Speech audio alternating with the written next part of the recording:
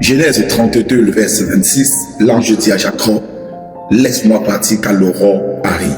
Et Jacob répondit à l'ange, je ne te laisserai pas partir si tu ne m'es béni. Il y a une saison qui est la saison d'activation de bénédiction. Une saison où tu te tiens seul à seul avec Dieu et tu dis Seigneur, je ne te laisserai partir si tu ne m'es béni. Parce que la vie est une question de bénédiction. Lorsque Dieu créa l'homme, il le bénit.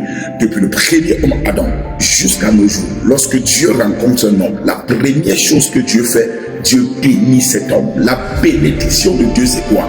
Le mot bénédiction est bénédiction.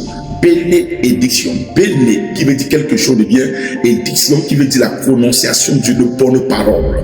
Lorsqu'on parle de bénédiction, on parle de la prononciation d'une bonne parole sur ta vie. C'est la raison pour laquelle ma prière pour toi, c'est que tu arrêtes Dieu cette saison de façon radicale, de façon forte, de façon acharnée, jusqu'à ce qu'il t'ait béni. Oui, tu regardes ta vie depuis de nombreuses années jusqu'au jour d'aujourd'hui, tu te poses la question, oh Père, où est passée ma bénédiction? Je suis venu parler à Jacob. Arrête ton Dieu et il te bénira. Que la main de mon Dieu soit ton partage. Dis-toi comme Jacob, Seigneur, je ne te laisserai partir si tu ne m'es béni.